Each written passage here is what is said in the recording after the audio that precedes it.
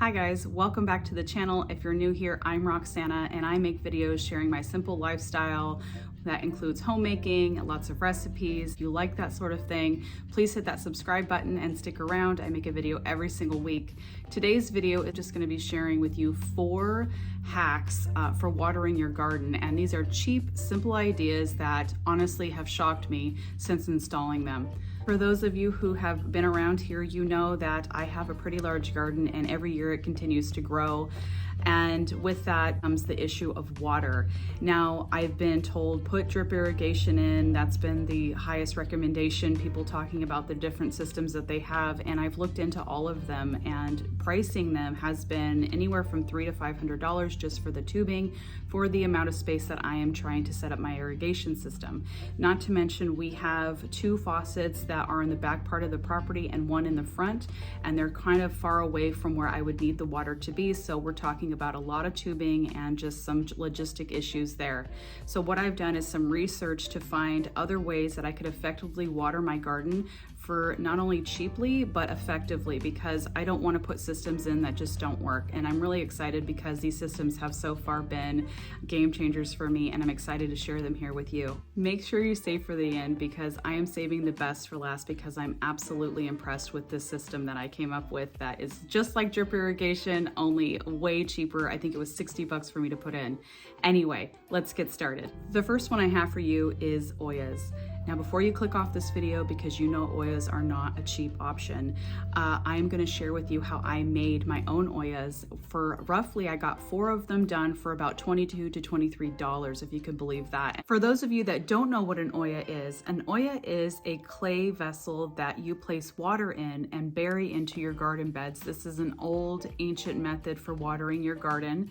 And essentially, since it's made from clay, the water seeps into the dirt, allowing the plants to grab water from it as needed. If you've ever looked into buying those clay ollas, you'll find that they run anywhere from $25 to $45 a piece. That adds up pretty quickly. I'm going to link for you everything that I'm using in the video so that you could find it easily in the description box below. Specifically, these ollas that I found on Amazon, you can get 4 of them for $18.99, and I found these little corks for the drainage hole that took me some trial and error because I had to find the right size. So if you get different size pots, there's also different size corks that you can get, and I will again link the ones that I'm using for the pots that I have in the description box just to make it easier for you.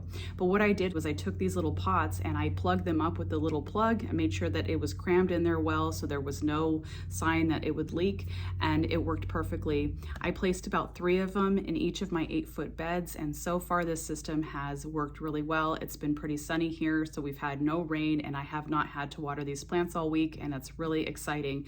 I just filled the olla up once and it's been good all week. Now in the hotter months, I might have to refill the ollas probably twice a week with how hot it gets here. But that's so much better than standing at each plant and watering it out there and me being in the hot sun.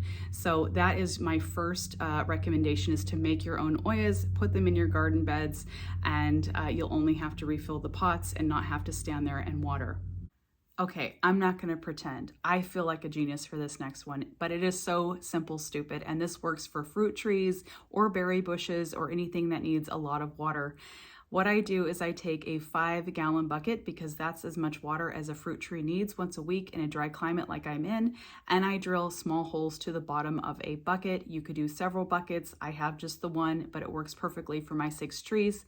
I take the bucket and I place it at the base of each tree.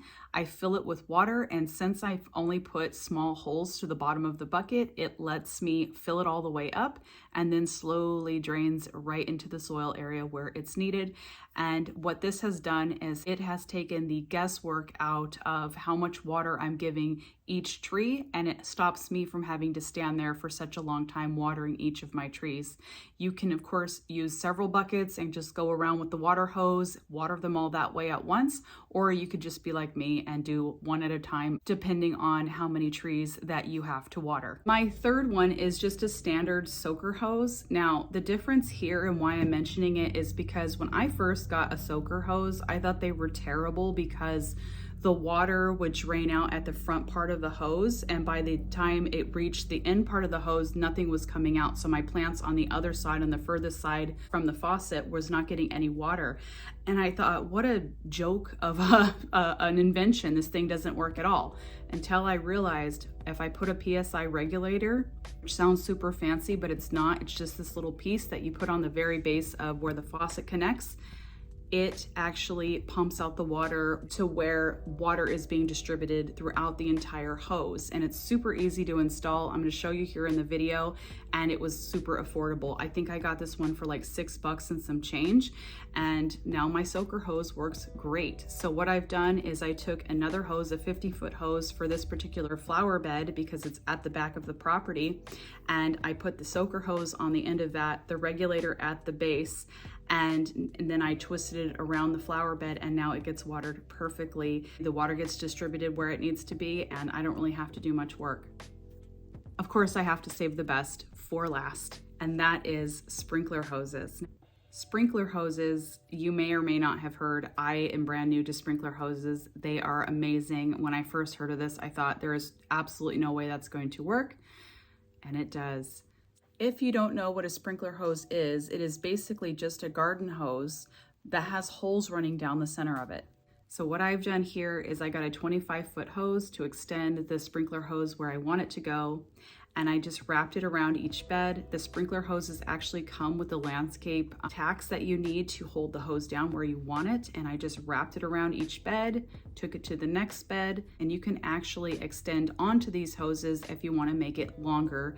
And again, that PSI regulator might come in handy if you have so many hoses extended with each other, but I will tell you, with two hoses placed on each other, I didn't have any issue and did not need one of those regulators. When I ran the sprinkler hose in between the two garden beds, I ran it up and over my garden trellis and secured it with zip ties to ensure I don't have to undo anything when mowing that side of the lawn. I did point the holes of the hose down instead of pointing them up. That way my plants don't get sprayed with water and the water just goes into the dirt. So far this is working well for me, and I made sure to test both hoses to make sure there was no blocks, and so far so good. So I hope that this is a great option for you for a cheaper drip system and something that's easier for you to install. All right, so that is it for my list today. I hope that these DIY water hacks are great for your garden this year and help you save money and have a lot easier time in your garden. Again, everything that I mentioned is in the description box below, so you can easily find that. And I will see you guys on the next one.